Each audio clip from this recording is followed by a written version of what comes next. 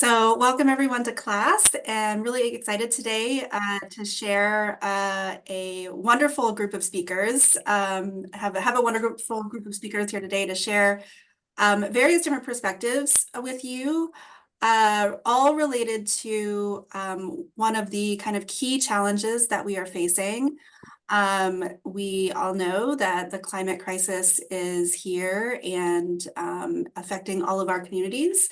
Not necessarily affecting all of our communities in the same way and at the same time. And so what we're going to focus on today is some perspectives on what this challenge looks like and crucially, what folks right here in our state are doing to address it.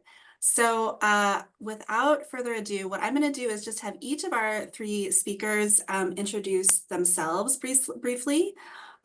We have Miranda Daly, who is here with us in the Colorado School of Public Health. She is a senior research instructor in the Center for Health Work Environment and the Department of Environmental and Occupational Health. We also have Beatriz Soto, who is the Colorado Director of Protégete, which is the sort of Latino organizing arm of Conservation Colorado. And then we also are honored to have a state representative, Elizabeth Velasco. Elizabeth Velasco represents the county Eagle, Garfield, and Pitkin counties. So if I can just have each of you give 1 minute or so introduction, maybe we'll start with Miranda, then go to Representative Velasco, and then we'll hand it off to Beatriz. She can introduce herself and then sort of jump in. Beatriz has to run to another obligation, which she can also share a little bit about, busy doing organizing and advocacy work nonstop. So we're very thrilled that she can be with us for a little bit this morning. So let's start with you, Miranda. Great. Thank you, Katie. So as Katie said, I'm a senior research instructor here at the Colorado School of Public Health. And my research really focuses on how heat is impacting workers both here in the state. I'm looking at how construction workers, the rate of occupational injuries are increasing with increasing temperatures, as well as internationally. So I've conducted some projects in Guatemala and Mexico with our team at the center, looking on how workplaces can implement heat prevention strategies, as well as some capacity building work in the country of Vietnam. And so really what my goal is to take what the research is telling us about how heat is impacting workers, and then working directly with the communities and the companies that are impacted by these rules and thinking of how we can best protect workers. Thanks, Miranda. Representative Velasco, would you please introduce yourself? Thank you so much. Thank you for having me. Hi, everyone. I'm Representative Elizabeth Velasco. I represent a rural community here in the western slope of Colorado. I am the first Mexican-born legislator in the state, also the first Latina and queer person ever elected in the western slope. And I am an environmentalist and have really, I think that the issue of our generation is climate adaptation. Climate change is here, our world is on fire, and I think that our most impacted must be at the table. And, that's how I've been able to push forward legislation, and the work that y'all do helps community bring their ideas forward and collaborate together. So thank you so much for having me. Thanks so much for being here. Beatriz. Hola, buenos días. Good morning, everybody. It's also a pleasure to be here with all of you. And I have to admit, I have the best representative in the state in House District 57. My name is Beatriz Soto. I use she, her, ella pronouns, and I am the director of Protégete for Conservation Colorado, as Katie mentioned. And I am going to go ahead and start my presentation, and you will learn more about me as I also present. Okay, so I'm going to talk a little bit about why we reached out to Katie, Representative Velasco, and why extreme heat is such an important issue for Conservation Colorado. We did a research a couple years ago that is the Colorado Latino Climate Justice Policy Handbook, where we analyzed a lot of issues impacting Latinos. And I would really like to almost compare it to like a cumulative impact analysis, or really understanding from different varieties and points of vulnerable communities, where are point sources of pollution, access to green spaces, really looking at the Latino community in Colorado and trying to identify policies that will really help uplift and really have a strong focus on environmental justice for the Latino community. This is a completely bilingual policy handbook, and I will put it in the chat in a little bit. And I highly recommend you guys take a look at it. So really quickly, you know, historically, environmental policymakers have fully, you know, they haven't really understood the intersection of conservation policy and the unique issues impacting Latino communities across the state of Colorado. And this has really led to policy that doesn't quite capture and meet community where they're at, and really start to address root causes of systemic injustice and environmental injustice ultimately as well. So what we do at Protégete is we really do environmental justice through leadership development and power. So doing a lot of community organizing, building capacity in community, and really bringing those voices to the Capitol, and those ideas and those problems and issues that community are facing to legislators, and partnering with nonprofits, other nonprofits, partnering with universities, with legislators such as Representative Velasco and others. So we build power together for the benefit of community, and ultimately for all people across Colorado, really. So when we did our study, the first thing that we had to figure out was, how can we compare apples to apples, and how are we going to figure out metrics, right? So what we did is, Colorado is 22% Latino. So what we did is we tried to find high concentrations of Latino communities, and then we wanted to compare those with other areas in the state that didn't have those same concentrations. So we could really look at environmental issues, health disparities, access to green spaces, and compare how we would use this. So what we did is that we used the census tract, which, by the way, we also know that is like 5% kind of off because of a lot of the negative, you know, rhetoric that was around like the immigration question and all of these fears that were instilled. So we know that Latinos weren't counted adequately, but that was the best tool that we had. So basically what we did is we looked at census blocks, and then we looked at counties, and then we started to overlay one county to another. And we ended up with this definition of a high Latino county and a low Latino county. So a high Latino county is a county that has over 25% Latinos, and a low Latino county is below 15% Latinos. So this is basically how we were able to compare different information and different data. And what you will notice here is that we have counties that have large populations, but not necessarily are high Latino counties, right? What we tend to do a lot of times is hyper focus on urban areas. And this was really important to us because what we found is that actually there's a lot of rural communities that are high Latino counties. And we also wanted to see, how is Justice 40 and all of these other federal initiatives like really impacting some of these lower population counties, but that are high Latino percentage of communities. And if anybody has any question at any time, please interrupt me. So when we map this out, we can see the state of Colorado, and then we figured out that all the ones that you see in this dark blue are basically counties that are 25% to 50% Latino. The ones that we put in this lighter blue are above 50% Latino communities. And then the ones that are kind of in pink, we consider those isolated communities because they're further away from other communities to build power together to create change. And that sometimes creates an ecosystem where there could be more exclusion of these communities, more oppression, other situations as well, less political power for those communities.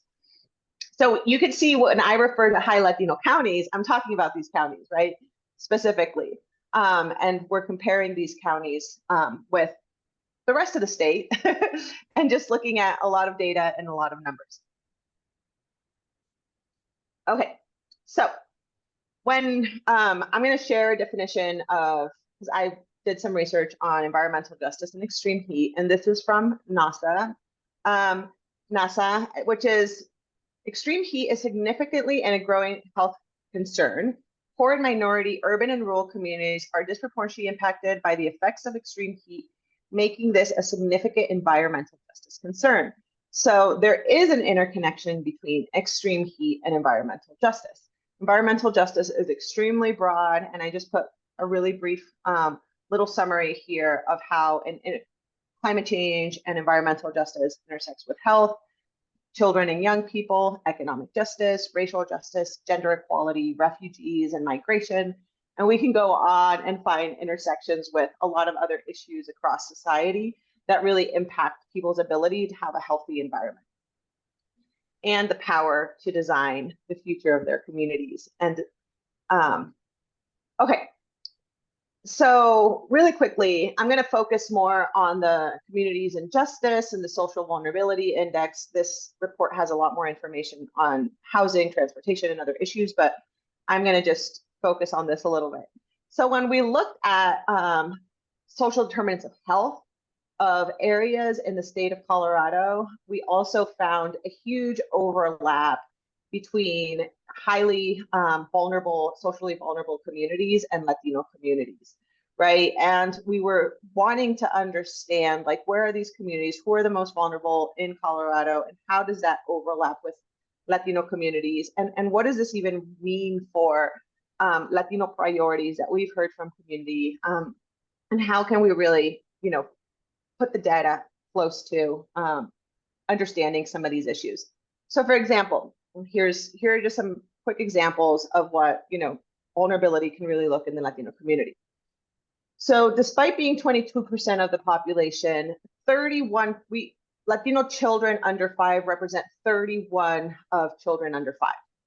So what does this mean? When you are exposed to a lot of pollution, to social stressors, like all these circumstances as a young child, that really changes a lot of the outcomes long-term in your life.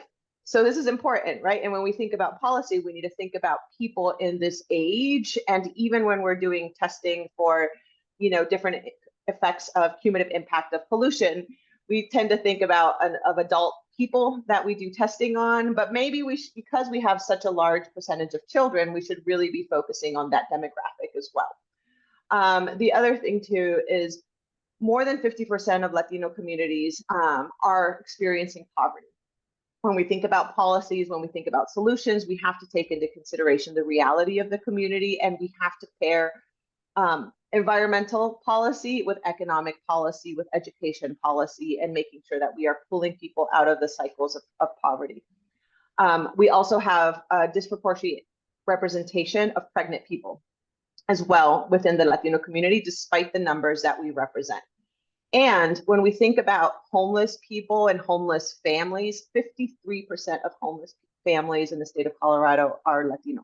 And this is before we started to see larger immigration numbers from countries like Venezuela, because this report was done in 2021. So we might be missing some information here. So I'm assuming that this number has probably gone up higher of families that are houseless in the state of Colorado. When we jump into extreme heat, one thing that we really have to also think about, and this is why this issue is so important to us, is who are high-risk people and who has access to healthcare, right? Healthcare is so important and critical to prevent and mitigate the impacts of climate change.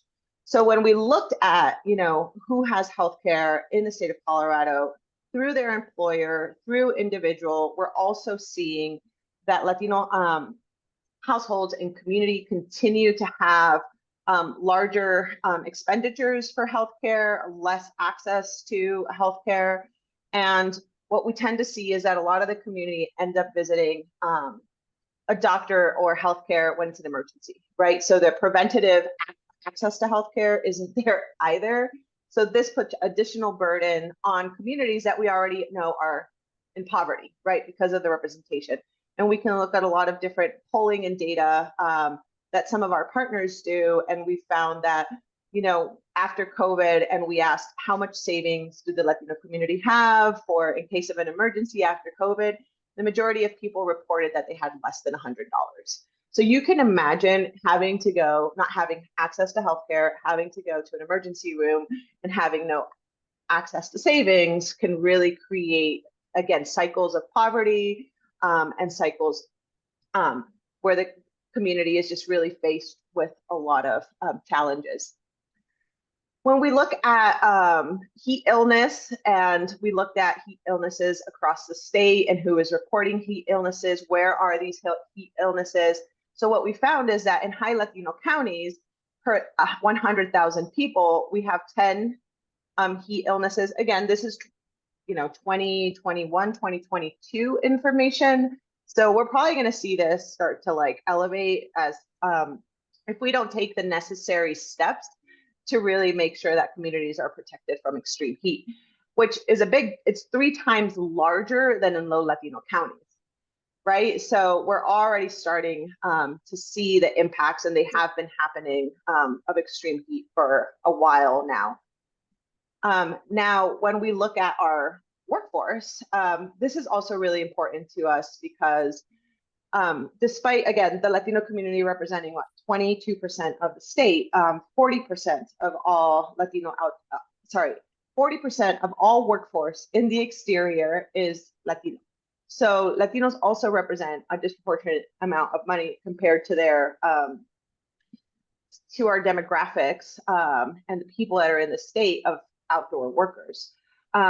So this is really important to think about these different industries and think about how extreme heat policy is going to impact these industries as well.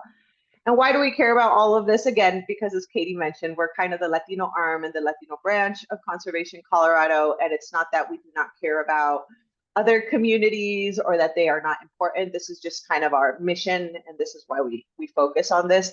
But something, for example, that was very fascinating to us is how much we represent the transportation and warehouse workforce. So even thinking about extreme heat and like specific condition and different types of work arenas is really important to us. So we're not leaving people behind, and we're very intentional of making sure that policy is adequately representing these different demographics.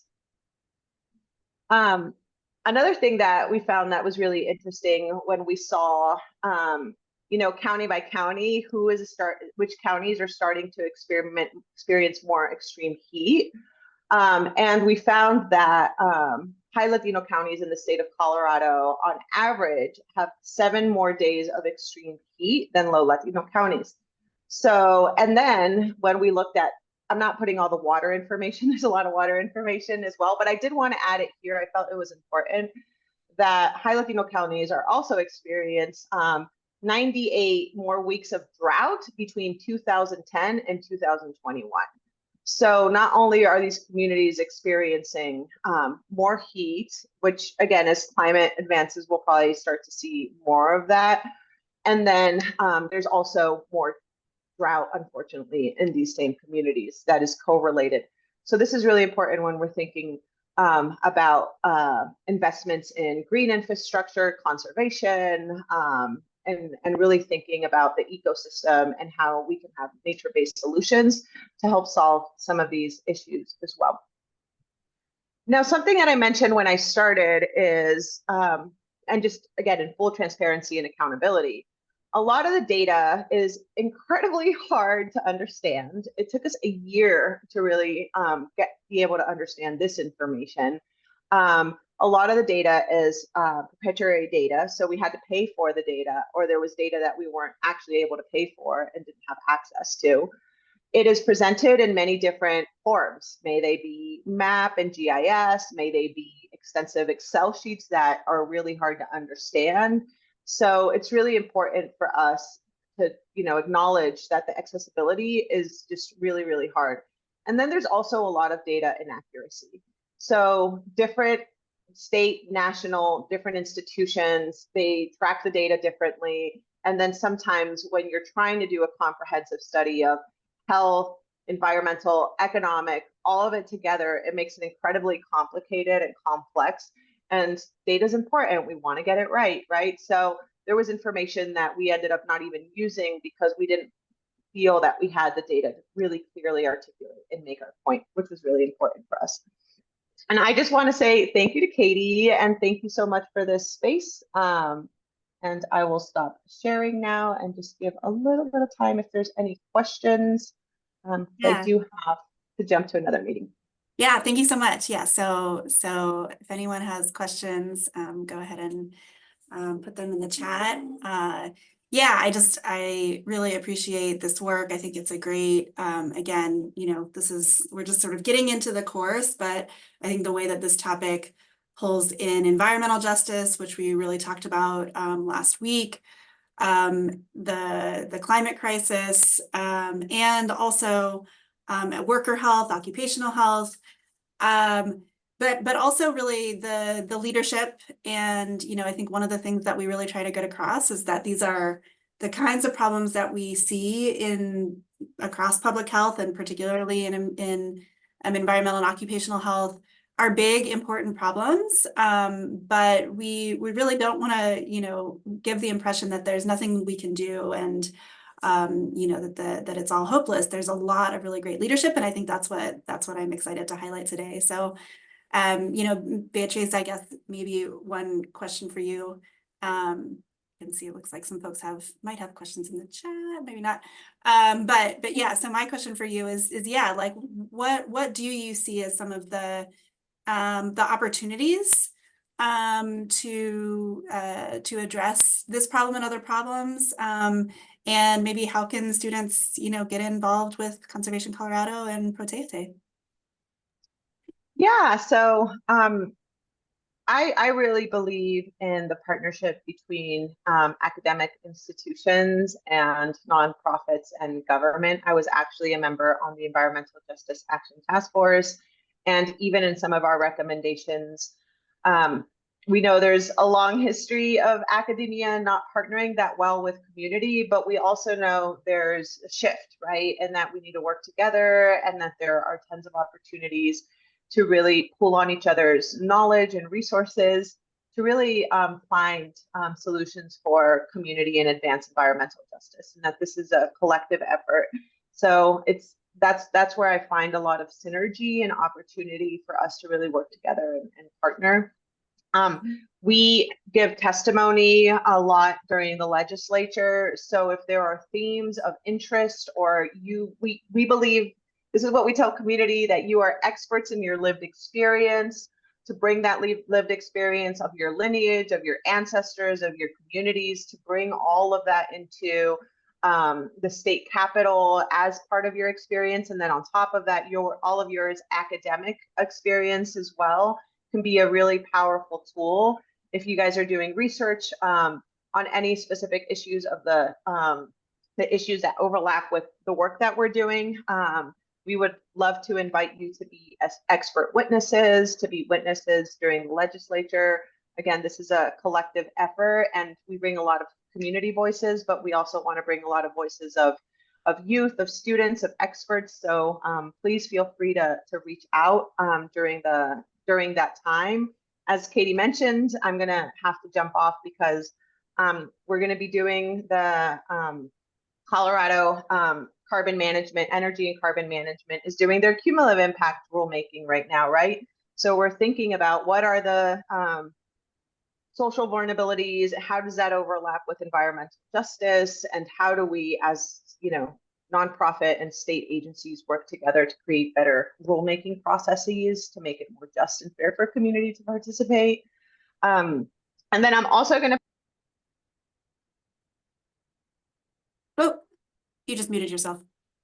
Oh, sorry. I'm going to put in the chat another piece of research that we did also with a capstone student. So a lot of times we can partner with folks on different issues and we can, you know, invest in their leadership and some of their projects. This particularly was on the intersection of mental health and climate justice and environmental justice, because this is what we hear from community, right? People really care about being whole people that have well-being and have an ability to thrive into the future. So thank you very much for your time. And I'm actually going to have to hop off. I did put my email in the chat, Katie. If anybody wants to email me after the fact, please feel free to do that. And I would love to hear from you all. Okay, great. Well, thank you for doing the work that you're doing. Go tell them what's up at the UCMC. All right, great. Yes, and so yeah, Priscilla, thanks for dropping those questions in the chat. Thanks for sharing that resource, Miranda. The handbook that Beatrice shared is also in Spanish. So I definitely take a look at that, and then yeah, definitely reach out to her, send her those questions. Glenn, that's an interesting question too. So maybe we should send her that question by email about sort of what's driving those differences in heat exposure. I'm going to hand it over next to Miranda. And Miranda, would you like to share your own screen? Yes, let me pull that up. All right, let's get this into presentation. All right, so now I'm gonna maybe go a little bit more deep into why we care about this so much in the workplace. So like Beatrice said, you know, there's a lot of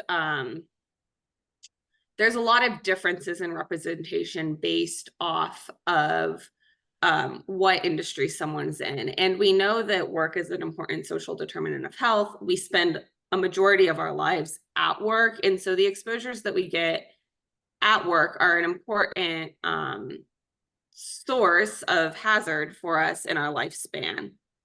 So as we go through this, I really just want to be able to have you walk away being able to describe how heat exposure impacts injuries and illnesses at work, and to be able to identify workers who are maybe more vulnerable to heat exposure. So I think when a lot of people think about heat exposure at work, the number one thing that comes to mind is agriculture, probably then followed by construction. I think that what we fail to recognize a lot are the indoor workers who can be impacted by heat. And these are workers in bakeries or kitchens, electrical utilities, warehousings. And the reason why these are important industries to consider is that they have additional sources of heat beyond just the sun. And so if you think of what it is to work in a warehouse, you might be working around machines that are off-putting heat. So that's adding to the total burden of your heat load. So as we talk about this, you know, most of the research has been done in agriculture, but remember that there are a lot of workers in industries that might be, for lack of a better word, forgotten in this research. So at the heart of the issue, when we think about heat's impact on workers, we tend to think about heat-related illnesses. The most severe of this is heat stroke, which is what can actually lead to death. And one of the interesting things is that nearly 90% of work-related heat fatalities occur during the first 3 days somebody is on the job. And this is because when you're starting to experience heat stroke, you can start to show signs where you start to behave a little bit differently because your central nervous system starts to dysfunction. So you start to act maybe a little bit out of it, but because you're new to the job, you don't necessarily have people who are used to what your typical behavior is, and so they might miss the signs and symptoms. But at the heart of it, when we talk about heat-related illness, this is what we're talking about. We're talking about heat cramps, heat edema, heat exhaustion, and heat stroke.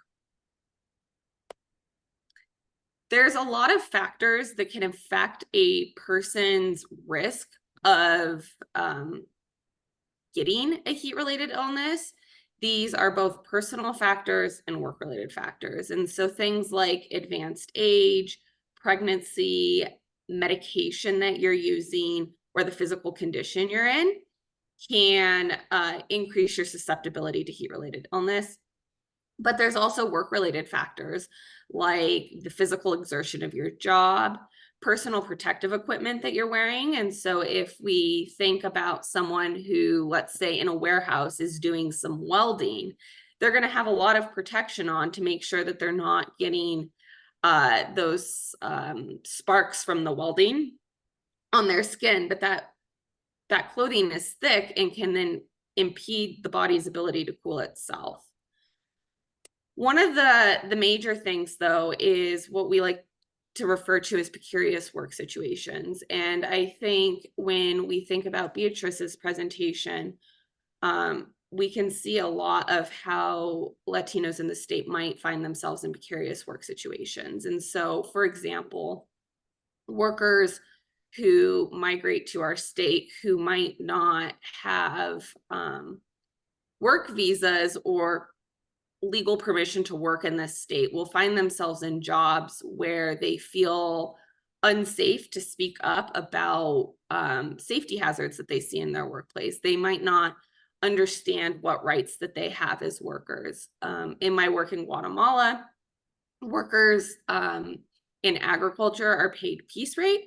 And so workers will often be faced with the decision to continue to harvest excessive amounts of produce instead of taking rest breaks, because the amount of money that they make each day is based solely on the amount of produce that they're able to harvest.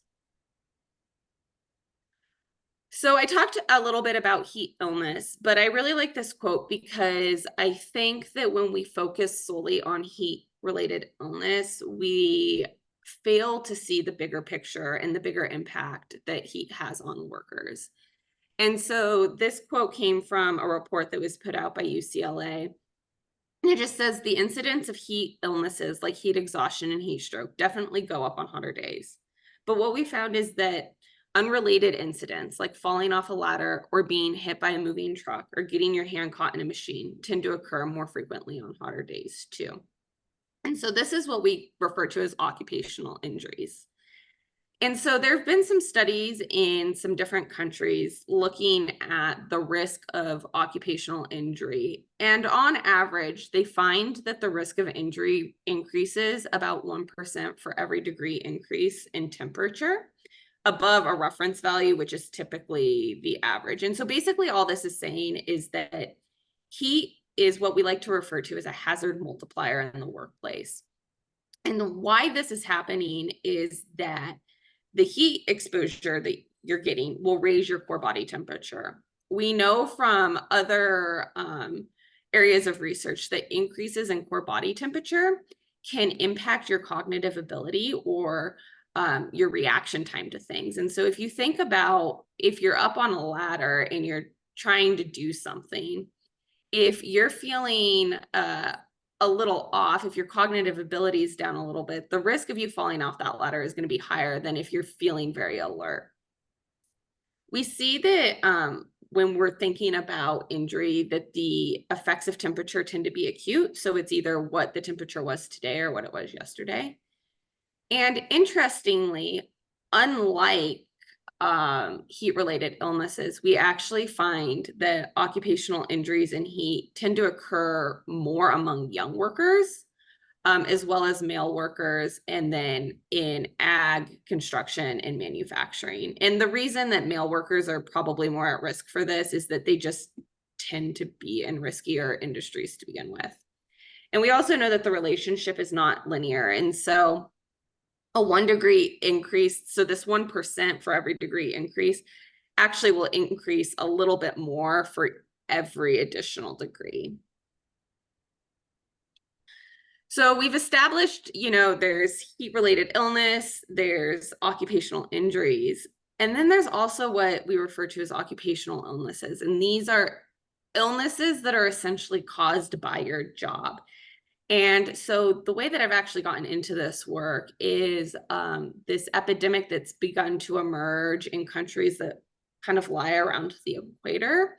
And what we've seen is a really high incidence of chronic kidney disease among populations that do not have the traditional risk factors of kidney disease. And so those would be diabetes, hypertension.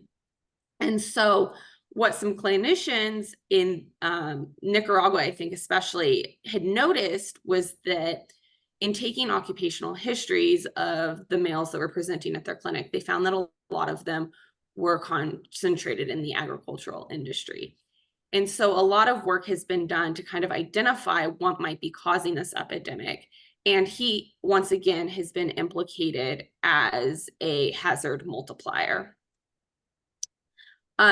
This is from one of the papers that we published. It's a little technical, but really all I want you to focus on is the fact that we're hypothesizing that heat exposure leads to dehydration as well as increased core body temperature, which can lead to muscle breakdown, as well as some inflammation responses in the body, which can lead to kidney injury, which then leads to this chronic kidney disease. So with all of that, we've established that increasing temperatures lead to heat-related illness, occupational injury, and occupational illness. But there's other impacts as well. And almost just as importantly, when we think about the economic effects of heat, there's productivity losses. And research has showed not only have these been projected productivity losses, workers are perceiving them as productivity losses, which you can see on this graph over here.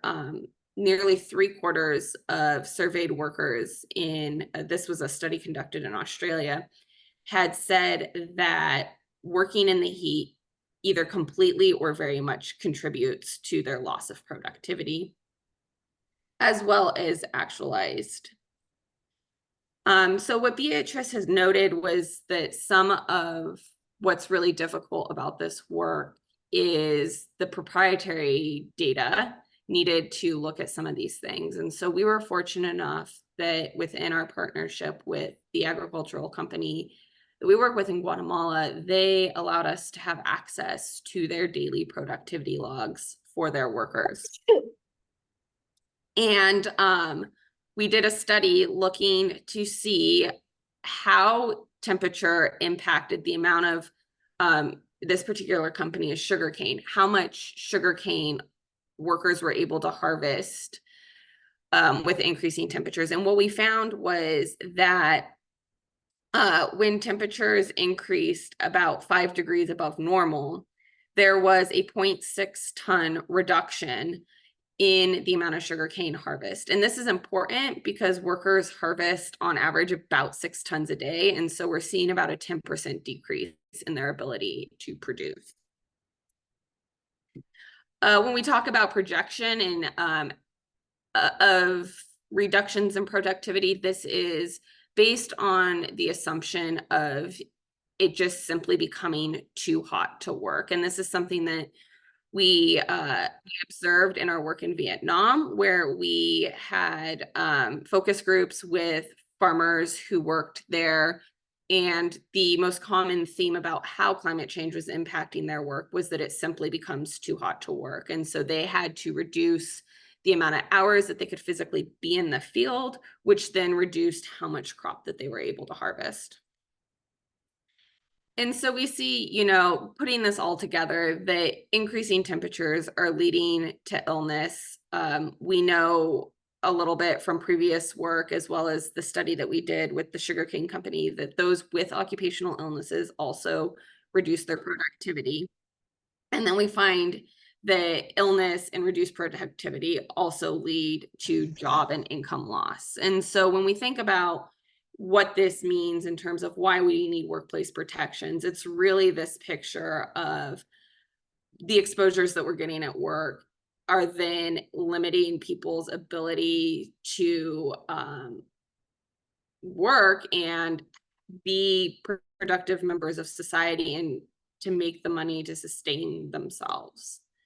And so with that, we can talk a little bit more, and then my email address is here as well. So any questions? Thanks, Miranda. Yeah, we can take one or two questions, and then we'll have more time to chat after Representative Velasco's talk as well.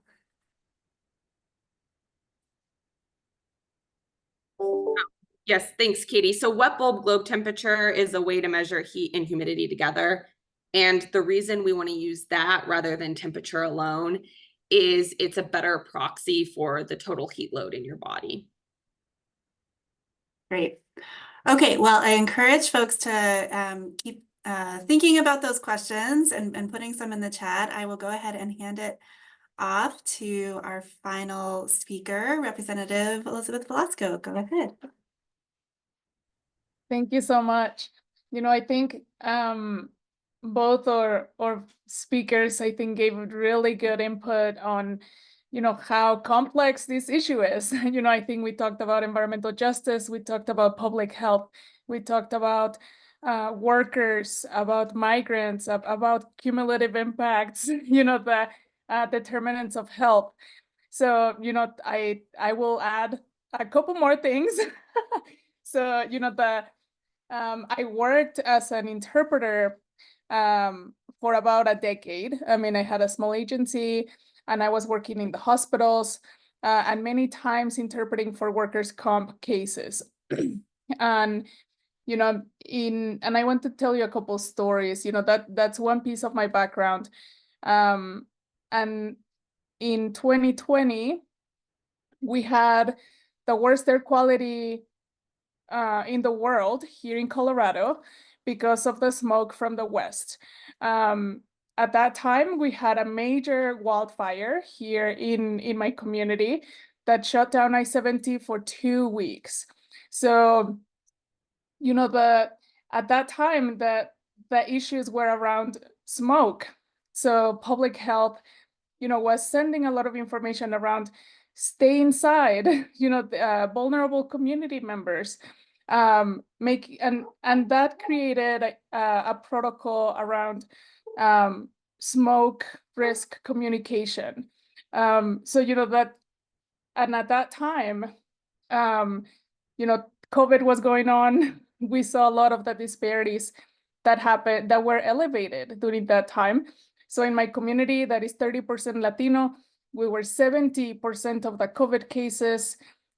We didn't have information that was bilingual when it comes to emergency communications, like evacuation orders, road closures, etc. So that's when I decided to run for office. There was many gaps that were elevated, but at that time, what I was thinking and what I was working to elevate with counties was, who are the people that are working outside that cannot stay inside when you're telling us that it's dangerous to be outside because of the smoke.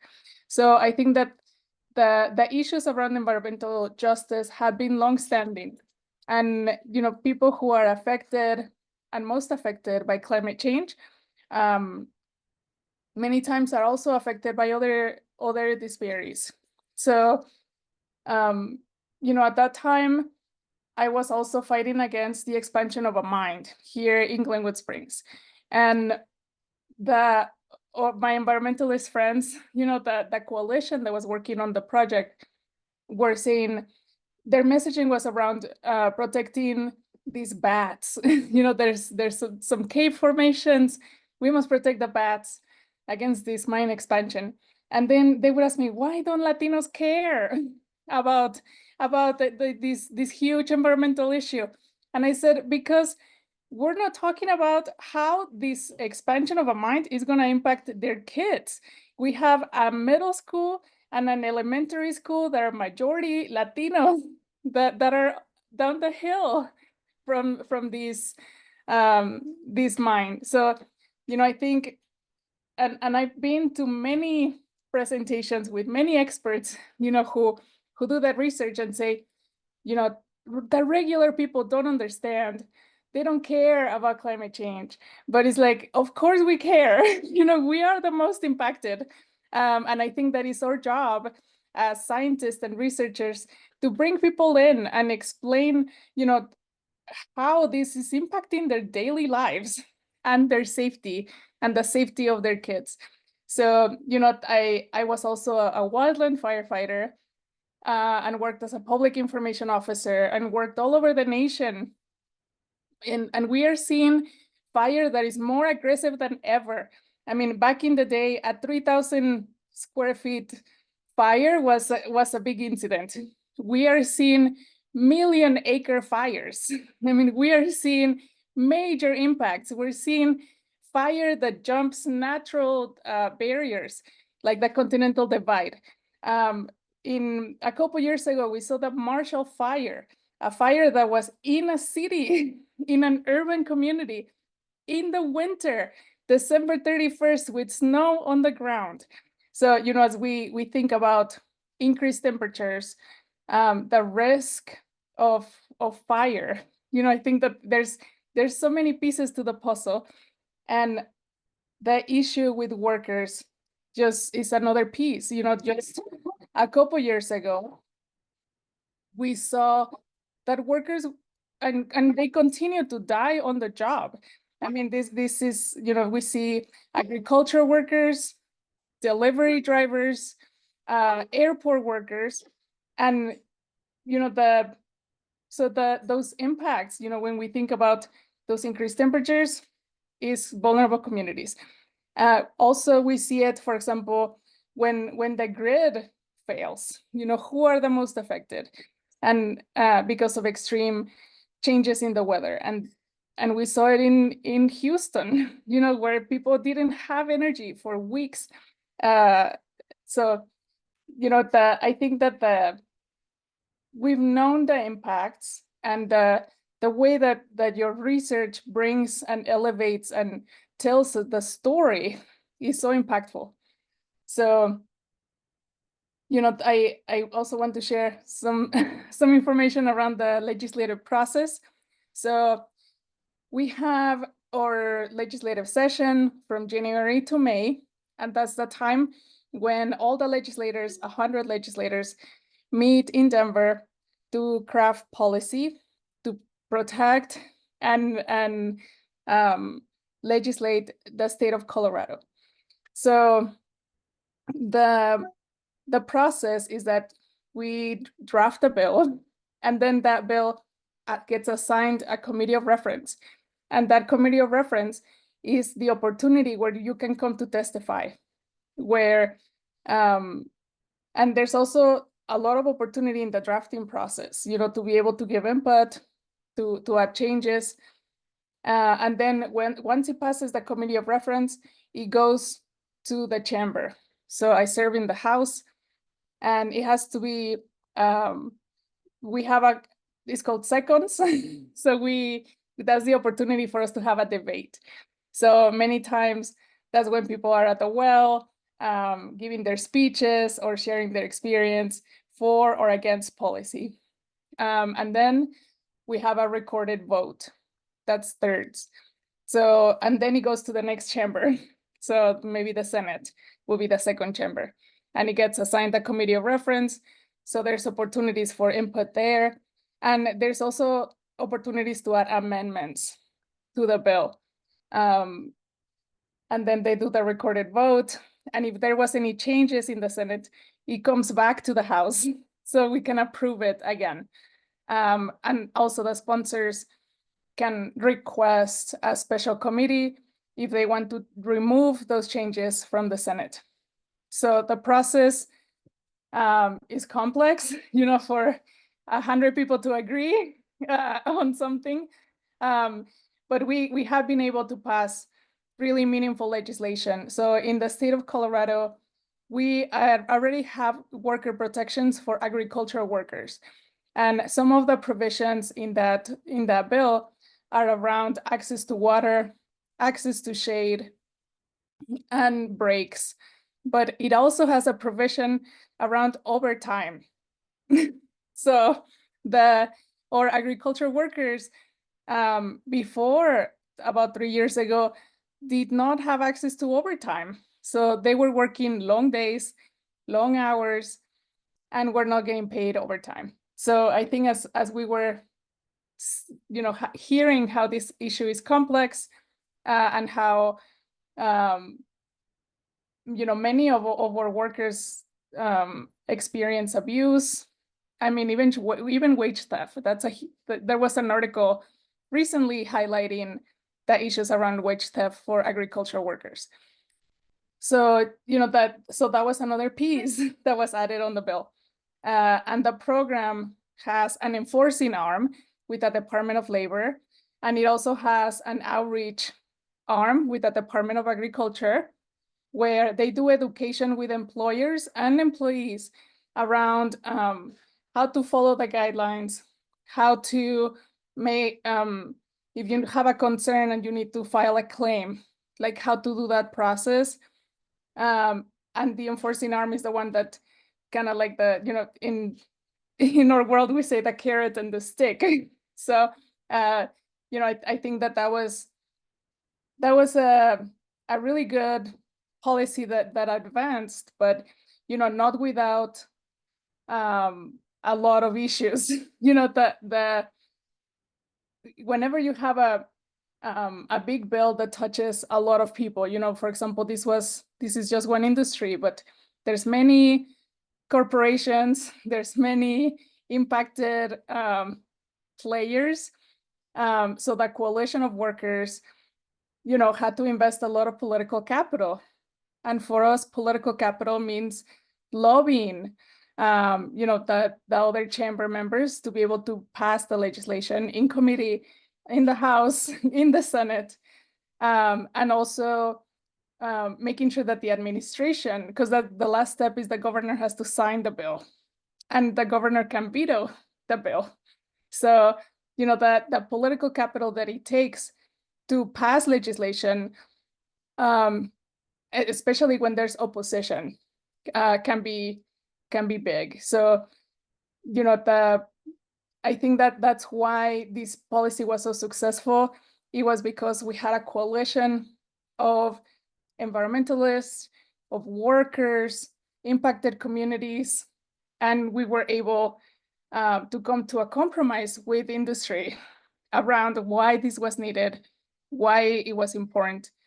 You know, so that's also why we need representation, you know, not only from industry. I think historically in Colorado, we don't get paid very much. You know, we get paid $38,000 a year because it's supposed to be a citizen legislature.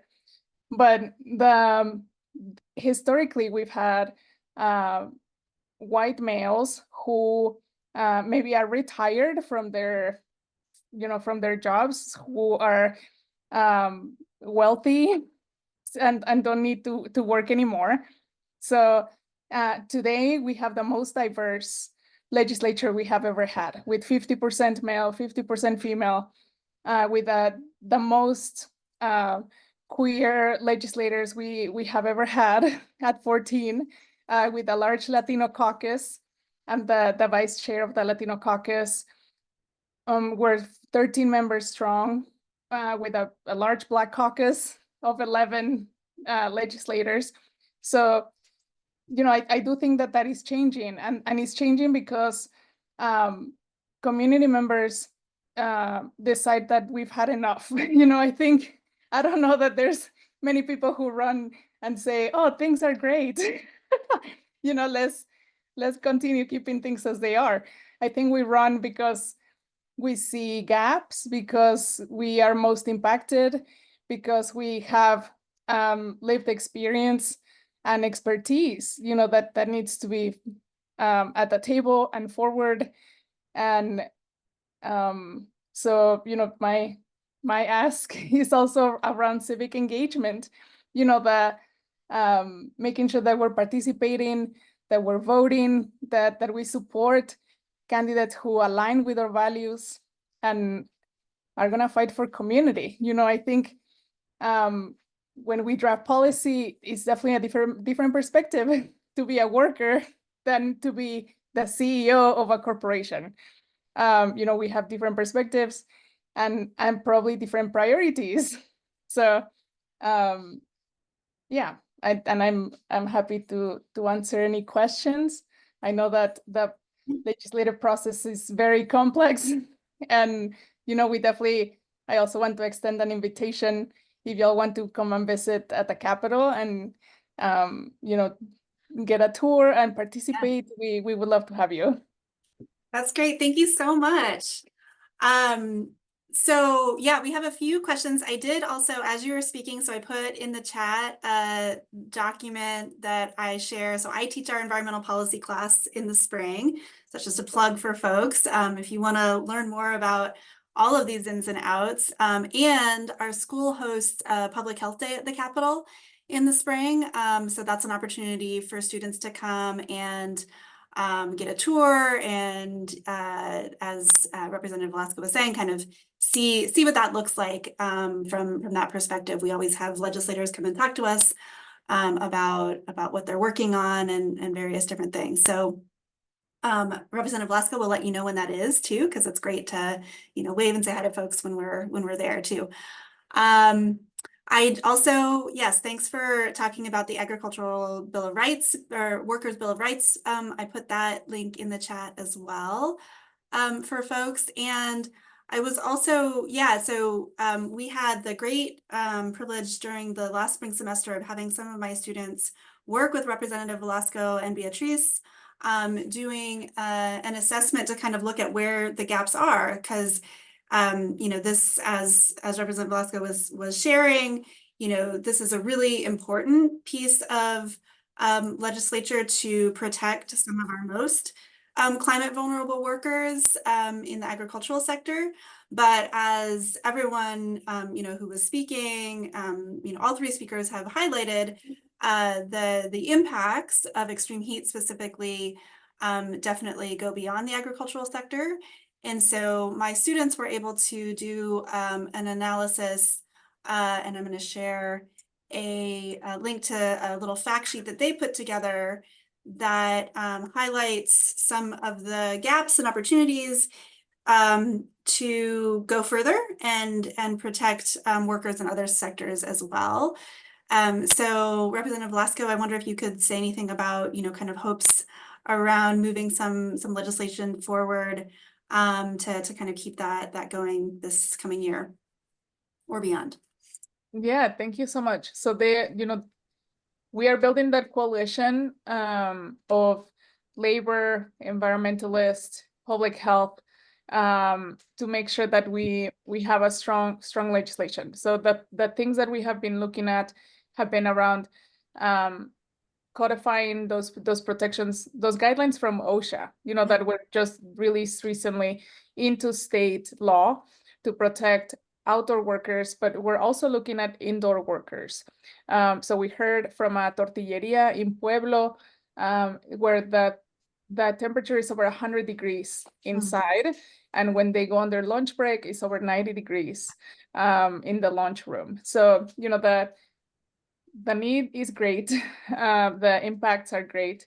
So someone asked what the lobbyists' roles were in crafting legislation, and it is really, the lobby brings a lot of knowledge, and I work with many of the lobbyists, and they can help a lot in drafting. I mean, like, for example, Towards Justice, an organization that does litigation and works with workers. And that way we get some precedent with legal cases.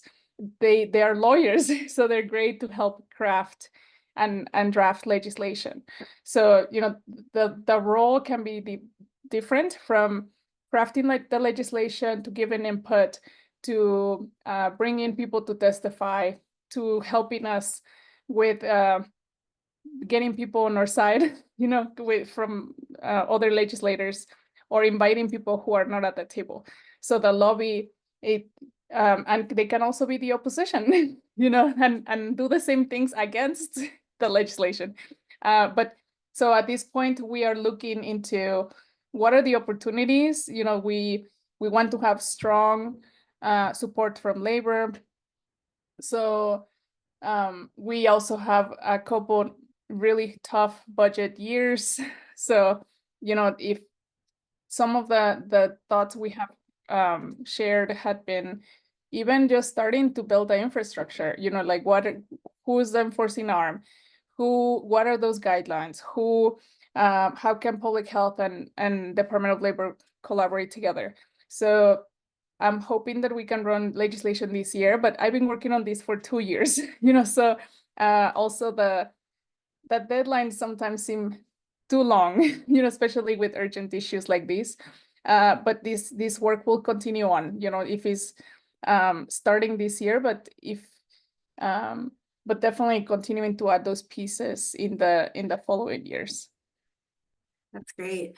And Miranda, I'd ask that question back to you too. I mean, based on sort of the research that's been done, I know that there was a discussion in the chat about shifting work times, for example. What are some of the strategies that based on the NIOSH recommendations or literature, like how can we protect workers from extreme heat?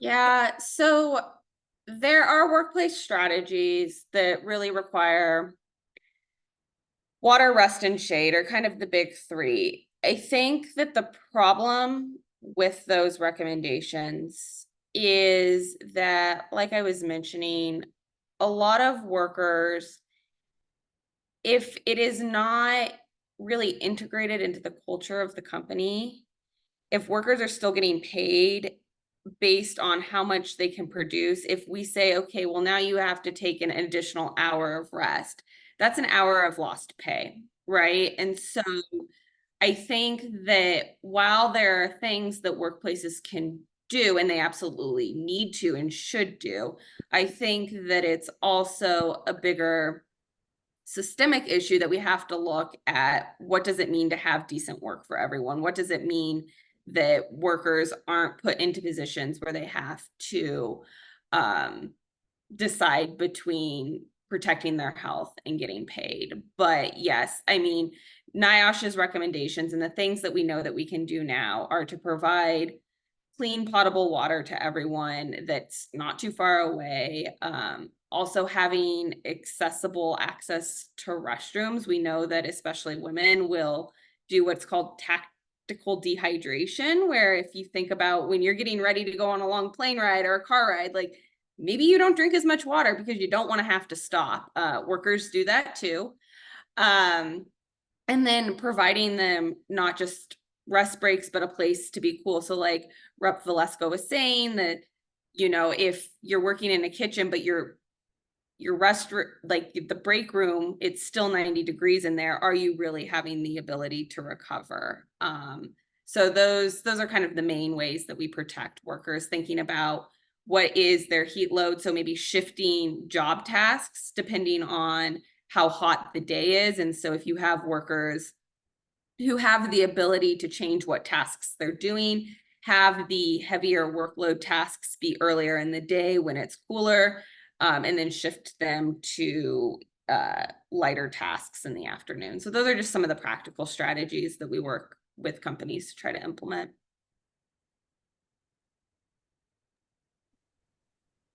Fabulous. Well, any final thoughts from either of you, and or any additional questions from the class here?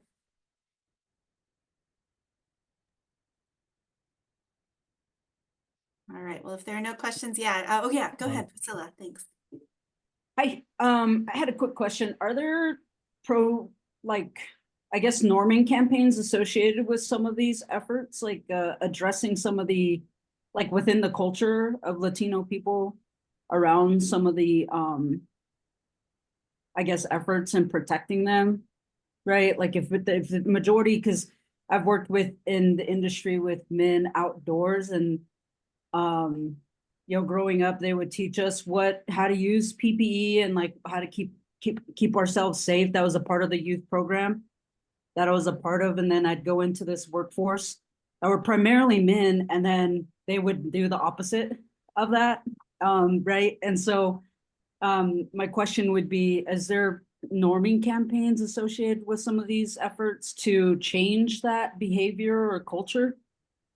Specifically with Latino communities?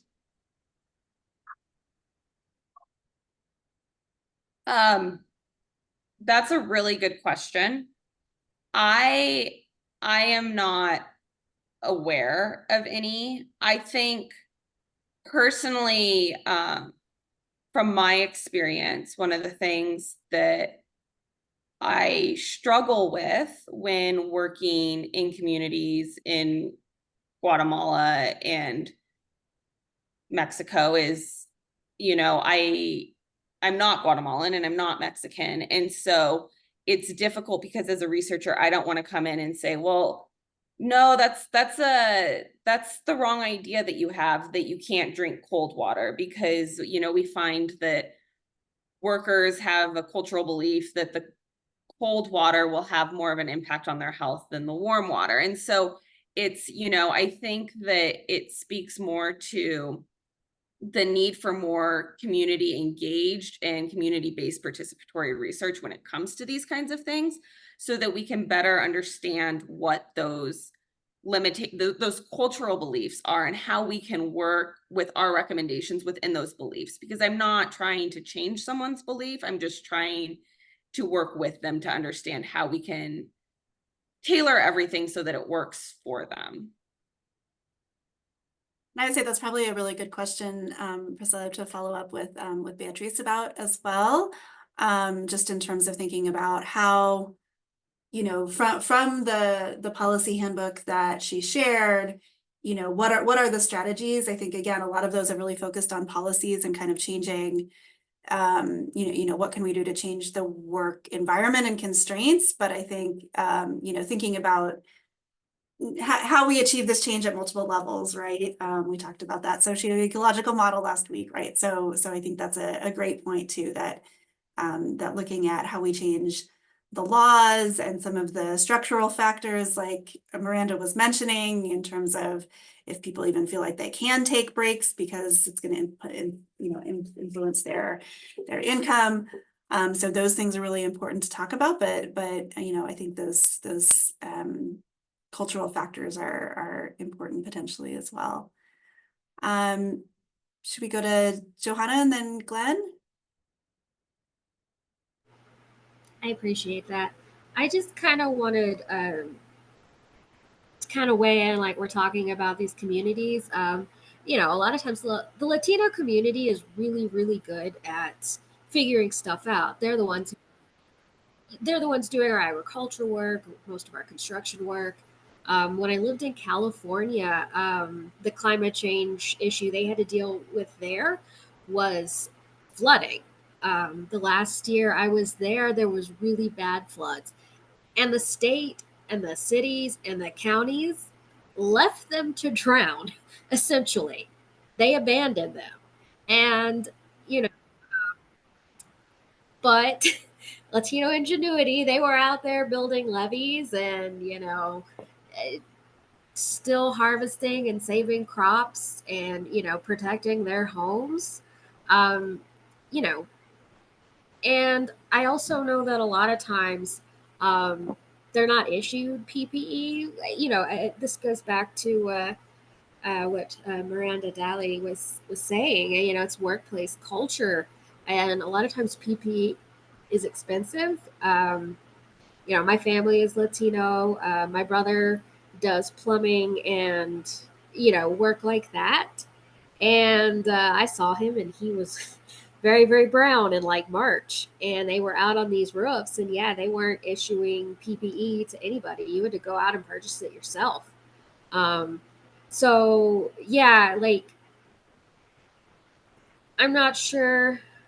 It thing, you know, machismo and all that, but I find a lot of times they actually are figuring things out and making do, and it's generally structural changes rather than like community changes.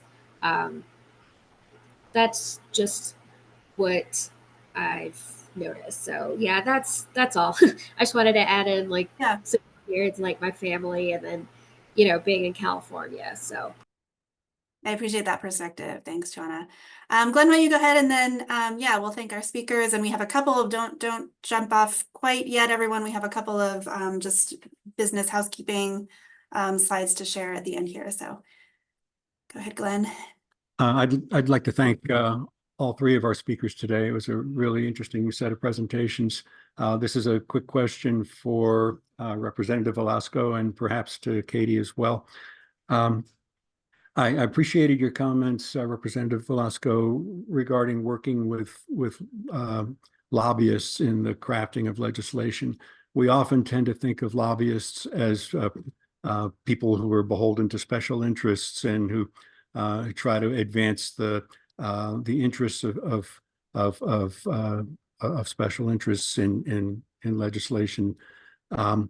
But sometimes we also hear, I think, a little bit more about what you were saying, that lobbyists can be experts in technical aspects as well as in legal aspects, and can be positive forces in helping to craft legislation that works well. I just wonder if you have any comments along those lines about the value of lobbyists in the legislative process.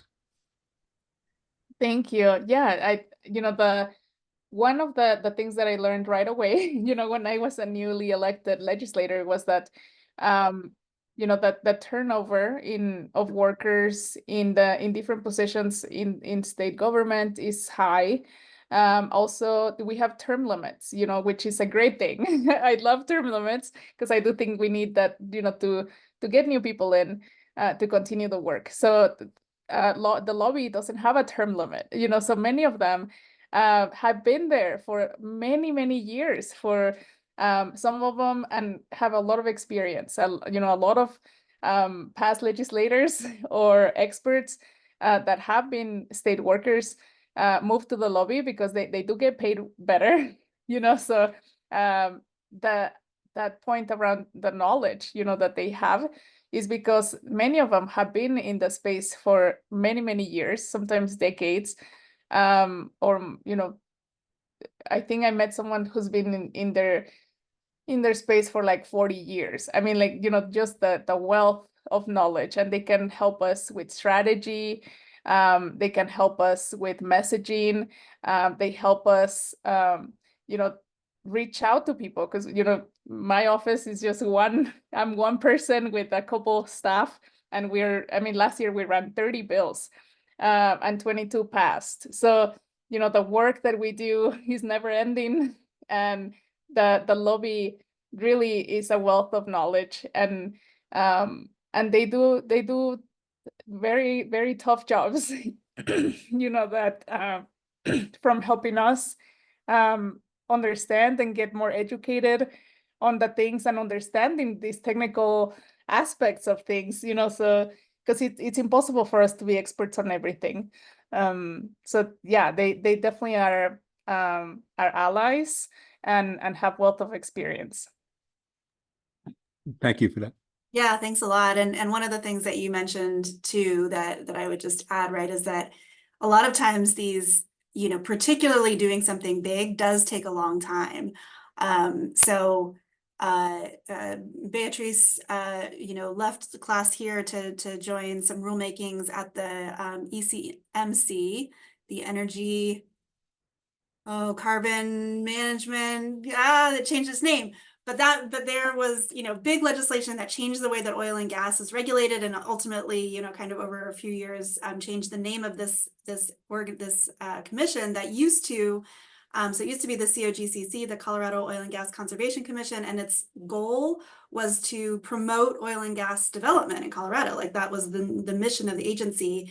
And back in 2018, legislation passed that kind of changed that, so that the regulating agency is now in charge of protecting public health and environment, and is doing rulemakings like they're doing today, that's looking at cumulative impacts and all of these different things. And the process of getting that legislation passed took many years and legislative cycles, and it didn't pass. And then there was a voter referendum, all these different things. And so I think having that institutional knowledge, and the folks that can follow that fight over many years as legislators turn over and things change, is really key as well. So it's a whole ecosystem. I think, again, the things that I really like to point out to all of you who are students is that there are many roles to play in that legislative and policy process. And as Representative Velasco said, very, very eloquently, your lived experience, in addition to your expertise, in addition to the fact that you have this title of student that people really respect, You know, all of that really makes you well positioned to be advocates and to join these fights. So thanks once again. I really want to again thank our three speakers. Really appreciate the time and expertise and knowledge that you all shared with us today. I will make sure that we share your contact information with everyone, and I know that efforts to you know that you're all eager to hear from students and continue kind of building those relationships. So thank you very much. And like I said, before we log off, Glenn and I just have a few slides to share just to remind you kind of what's ahead of us here. So first, I wanted to make a plug. It's been really wonderful.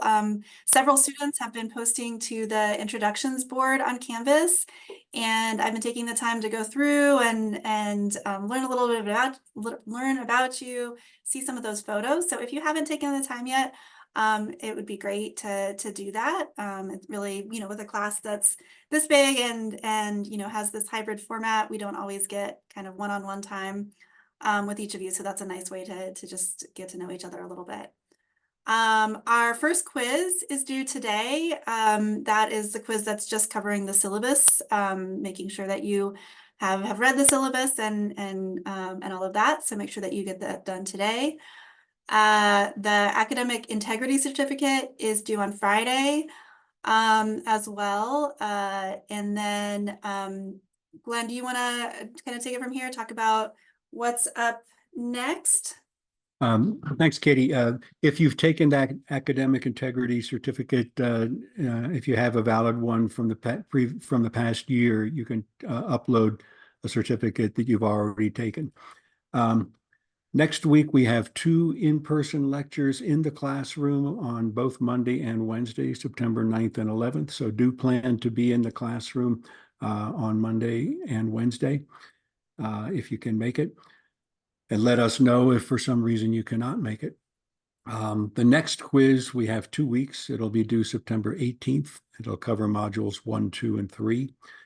Don't forget to continue with your reading assignment for number 1 for the journal club that will be held on October 2nd. It's a good idea to get a good start on the 3 pieces of that reading assignment 1. Of course, you can see details on the assignments page.